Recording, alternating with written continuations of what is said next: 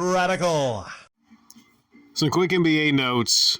Well, there were some playoff teams' hopes ending yesterday.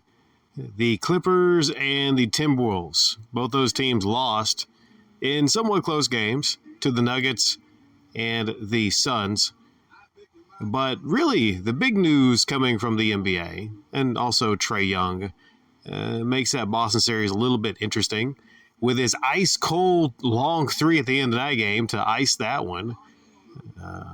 Who really saw that coming? A lot of people thought that, Boston would close them out, but they got a little life left in them, but Boston's still going to win that series. Believe me, trust me. The big news is Jimmy Butler's 56-point performance. I'm going to take a look at the stat line here. Share the stats of this performance with you. He played 41 minutes. He got 56 points. This was on 19 for 28 shooting from the floor. I didn't see his free throw stats here. 3-point, he was 3 for 8, but he hit some key threes at the end of the game. 9 rebounds, 2 assists, and a block. He was playing out of his fucking mind. Playoff Jimmy is a thing.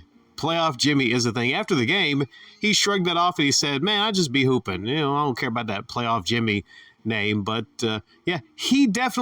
he bees hooping, man. He bees hooping.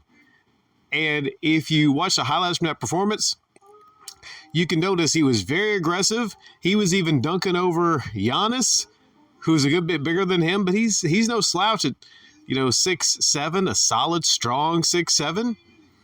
My goodness. That's all I can say to Jimmy's performance in that game. They just couldn't do anything with him. And what's shocking about this performance is, there's a lot of things shocking about this performance. Also, it's shocking that the Heat are actually up 3-1 on the Bucks. Granted, Giannis has been out, he's been injured, but still, it's the 1-seeded Bucks and the 8th-seeded Heat? This should have been an easy one for the Bucks. But Jimmy, in part, is keeping the Heat not only alive, but they have a commanding 3-1 lead in this series. This is the most shocking, I would say easily the most shocking series of all the playoff series. And what's more shocking about this, other than the fact that, it's an 8 seed versus a 1 seed, years back, didn't Miami actually beat the Bucks also? Weren't they a low-seeded team? I can't remember. But this is the true dark horse of the NBA playoffs. A true dark horse. He was making shots from everywhere. This guy is not just on the inside, but he was making some threes. He was making some mid-ranges. He was making some tough shots. The Bucks have some great defensive players. You got Giannis, you got Middleton. You got some great defensive players on that team. They were throwing everyone they had at Jimmy, and it wasn't having any effect. It was like a defensive carousel. That team is stupid for not taking the ball out of his hands, meaning to trap and double him. That loss maybe could have been avoided by the Bucks by making some key adjustments. I guess they have too much pride, with the defensive power of some of their players to double Jimmy. But if you look at that team, they do not have Oladipo. The one guy, what's his name? I can't remember his name. The shooter on the team. He has a broken hand. My apologies for Tyler Hero. He has a broken hand. So they should be an easy victory for the Bucks.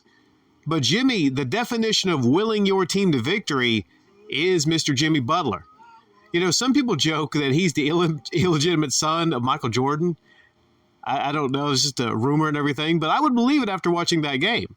That was a hell of a performance. Again, 56 points on only 19 shots. There's been a lot of these shows discussing that performance. And some people herald it as the best playoff performance of all time. Of all time. And considering the circumstances, considering a lot of things, the fact that they have 4 undrafted players, I believe, on their team, he carried that team to victory. He carried that team. Even when it comes to fellow Heat players like Alonzo Mourning's performances in the past, specifically LeBron James, Dwayne Wade on that team, some people are arguing that, not that he's the best Heat player of all time. I don't think anybody would say Jimmy's the best Heat player of all time, but it's the best single playoff performance on the Heat of all time. Michael Jordan had some great playoff performances. it's just shocking to me that Jimmy Butler becomes different from the regular season. It's not like he's exactly Clark Kent in the regular season. He's still a very good player in the regular season. But when the playoffs hit, he just reveals that big S on his chest. He is fucking Superman in the playoffs. Now, he is technically human. So at some point, you got to figure he's just going to run out of steam. It's just the first round of the playoffs. And betting people would say Heat's not going to make it all the way. Because like I said, there's no Oladipo, there's no Tyler Hero. But if he actually did somehow drag that team past Boston, past Philly, if he dragged that team to the finals, and if he somehow won the NBA Finals, there's an argument that that could be the best postseason performance of all time by anyone.